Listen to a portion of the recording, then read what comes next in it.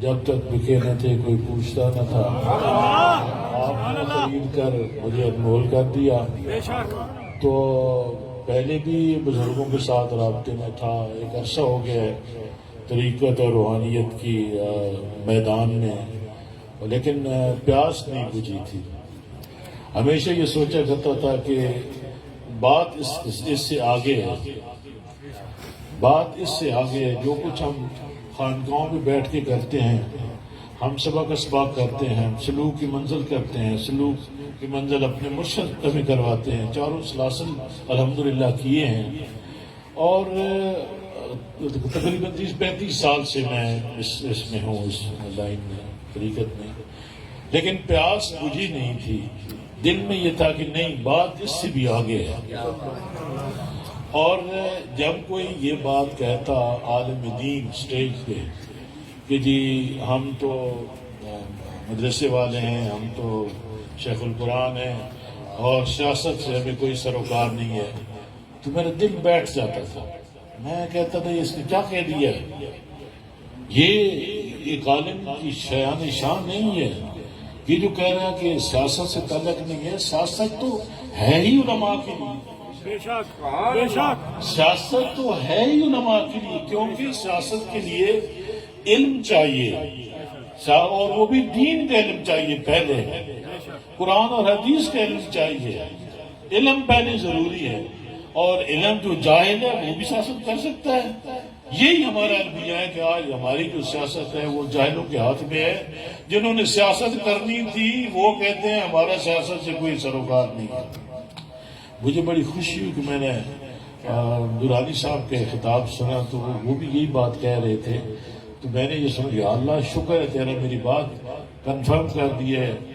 درانی صاحب نے بھی، وہ بھی بالکل یہی الفاظ تھے جو میں آپ کے سامنے پیش کر رہا ہوں کہ انہوں نے کہا کہ جو علماء کہتے ہیں کہ ہمارا سیاست سے سروکار نہیں ہے، یہ تو جاہل لوگ ہیں، یہ تو علم والے نہیں ہیں۔ تو میرے دوستو یہ بات جو ہے، کیونکہ آپ طریقت میں آتے ہو، یا آپ ذکر اذکار کرتے ہو، یا آپ مرشد کامل کے پاس جاتے ہو، تو آپ یہ چاہتے ہو کہ جو سوچ مرشد والی ہے وہ مجھے بھی مل جائے۔ جس رنگ میں، یعنی رنگ محمدی میں صلی اللہ علیہ وسلم میرا مرشد رنگا ہوا ہے، میں بھی اسی رنگ میں رنگا جاؤں، مرید اس لیے ہوتا ہے، اور وہ سوچ مجھے مل جائے جو اخروی اور اللہ والی سوچ ہے، رسول اللہ والی سوچ ہے، وہ مجھے نصیب ہے۔ جب وہ سوچ مل جاتی ہے تو بات اس کے بعد شروع ہوتی ہے۔ اس کے حصول کے لیے آپ کو جدوجہد کرنی ہے، آپ کوشش کرتے ہیں، آپ ذکر اذکار کرتے ہیں، مرشد سے رابطے میں رہتے ہیں، مرشد کی توجہ حاصل کرتے ہیں، ان کے دل میں اتر جاتے ہیں، اور وہ آپ کے لیے دعا بھی کرتے ہیں، آپ کو محبت بھی دیتے ہیں، اور آپ کو بہت کچھ عطا کرتے ہیں نظروں سے۔ جب آپ بن جاتے ہو تو پھر اگلا مرحلہ تو جہاد ہے۔ ذکر لینا، مرید ہونا ایک بات ہے، اور اس پہ قائم ہو جانا دوسری بات ہے۔ ذکر پہ یا مرید یعنی استقامت پکڑ لیتا ہے، قائم ہو جاتا ہے، پکا ہو جاتا ہے، مضبوط ہو جاتا ہے، یہ ہے ذکر پہ قائم ہونا۔ اگلی منزل جو ہے وہ ہے جہاد کرنا اور باہر نکل آنا کلمہ حق کے لیے، کہ جو کہ آپ کو اللہ پاک کی طرف سے یہ مشن دیا گیا ہے کہ نیکی کا حکم دو اور برائی سے منع کرو، اور پہلے پورے کے پورے اسلام میں داخل ہو جاؤ۔ پورے کے پورے اسلام میں داخل ہونے کے لیے آپ کو اس راستے میں آنا پڑتا ہے کہ آپ کو طریقت میں آنا پڑتا ہے، آپ کو اپنی باطنی صفائی کرنی پڑتی ہے، آپ کو اپنے نفس کو سدھارنا پڑتا ہے، اور جب اندر کی تاریکیاں چھٹ جاتی ہیں تو پھر آپ کو نورانی سوچ مل جاتی ہے، تو پھر اگلی بات پھر شروع ہوتی ہے کہ آپ اخلاص کے اس منزل پہ فائز ہو جاتے ہو جہاں پہ آپ جہاد کے قابل ہو جاتے ہو۔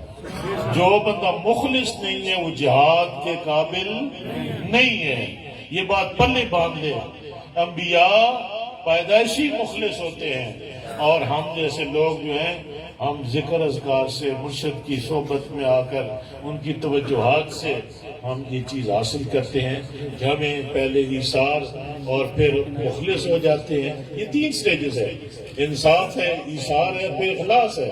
جب اخلاص پہ آدمی پہنچتا ہے تو پھر وہ نہ جھکتا ہے، نہ ڈرتا ہے، نہ گھبراتا ہے، بلکہ وہ ٹکرا جاتا ہے، وہ پہاڑوں کے ساتھ بھی ٹکرا جاتا ہے، وہ بڑی سی بڑی مخالفت قبول کر لیتا ہے اور جابر حکمران کے سامنے کلمہ حق بیان کرتا ہے اور ڈرتا نہیں ہے، جھکتا نہیں ہے، کیونکہ یہ بن گیا ہے، اس کو بھٹی میں بنایا گیا ہے، یہ اب تلوار ہے، دو دھاری تلوار ہے، اب یہ تیز تلوار ہے، تلوار کا اس وقت کام نہیں ہے اس کو نیام میں ڈال کے دیوار کے ساتھ لٹکا دیا جائے، یہ کام تلوار کا نہیں ہے، تلوار کا کام ہے باہر کام کرنا اور اللہ رسول کے دشمنوں کو، بدی کی قوتوں کو، طاغوتی قوتوں کو اس تلوار سے تیز کرنا، یہ کام ہے۔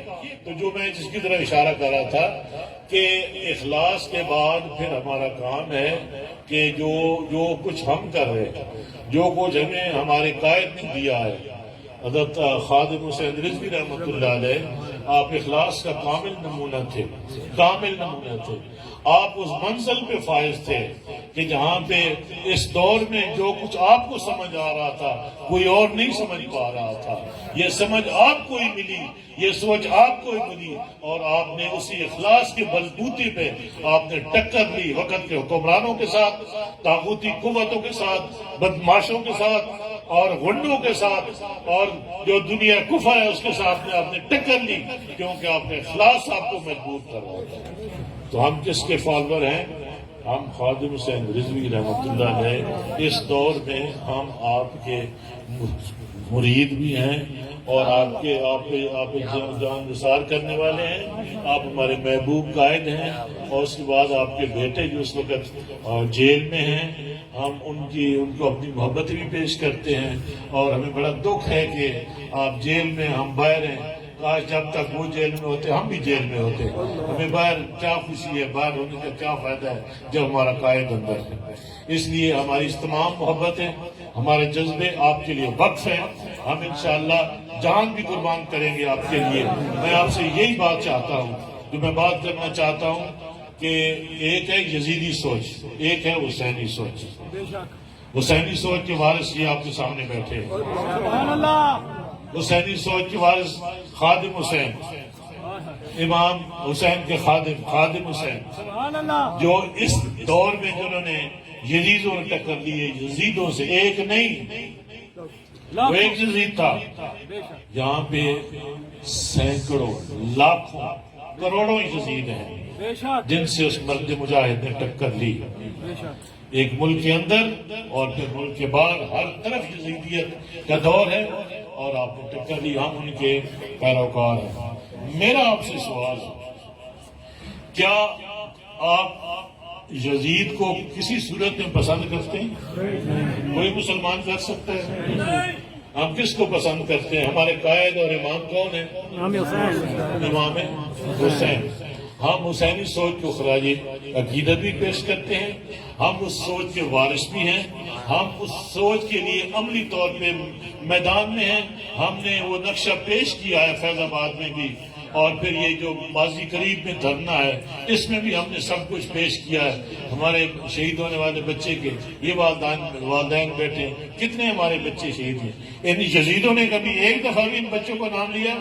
پولیس کو تو یاد کرتے ہیں کہ زخمی ہو گئی، اتنے پولیس والے جو ہے شہید ہوئے، بکواس کرتے ہیں، جھوٹ بولتے ہیں، کوئی نہیں پولیس والا شہید ہوا، اگر ہوا ہے تو وہ بھی ہمارا بیٹا ہے، اور آپ کی گھٹیا اور گندی سوچ کی وجہ سے اس کو یہ دن دیکھنا پڑا، اس لیے وہ بھی ہمارا بیٹا ہے، وہ اس ملک کا بیٹا ہے، اور جو ہمارے تحریک والے شہید ہیں وہ بھی ہمارے بچے ہیں، ہمارے بچے ہیں تو آپ کے بھی بچے ہیں۔ اگر آپ اس ملک کے حکمران اور ہمارے مائی باپ بنے بیٹھے ہو تو آپ کا بھی کام ہے یہ بات کہنا کہ ہمیں افسوس ہے، کہ ہمیں دکھ ہے کہ ہمارے بچے شہید ہوئے، کبھی ان کے حق میں کبھی ایک کلمہ بھی نہیں تم نے کہا، کلمہ خیر کبھی بھی نہیں کہا، ان کو تو کبھی آپ نے ایکنالج ہی نہیں کیا، اس راستے میں ہمارے بچے شہید ہوئے ہیں۔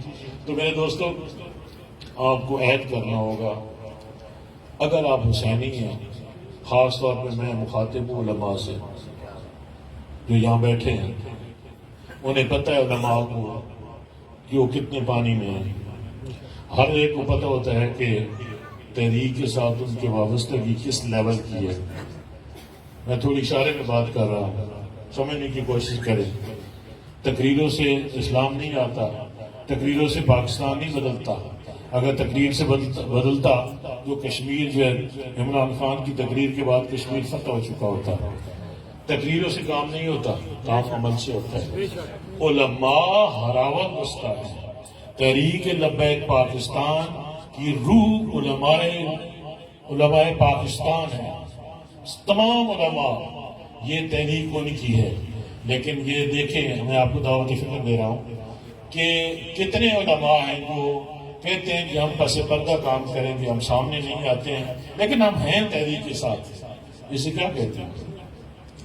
کیوں جی شاہ صاحب اس کو کیا نام دیں گے آپ کہ ویسے ہم ہیں تو تحریک کے ساتھ لیکن سامنے نہیں آتے؟ کیوں نہیں آتے بھائی خود ہی بتاتے ہو لوگوں کو کونوا مصادقین کہ سچوں کے ساتھ ہو جاؤ. یا تو کہو کہ خادم حسین رضوی رحمۃ اللہ علیہ ان کی تحریک یہ لوگ جھوٹے ہیں یا غلط ہیں یا باطل نظریہ ہے. جب کہتے ہو کہ یہ سچے ہیں، یہ حق پہ ہیں اور ہم ان کے ساتھ ہیں، تو پھر پیچھے رہنے کا کیا مطلب ہے؟ پھر ایمان کدھر ہے؟ پھر نبی پاک صلی اللہ علیہ وسلم کے ساتھ جو کمٹمنٹ ہے وہ کدھر گئی ہے؟ تو جھوٹ ہو گیا، یہ تو منافقت ہو گئی.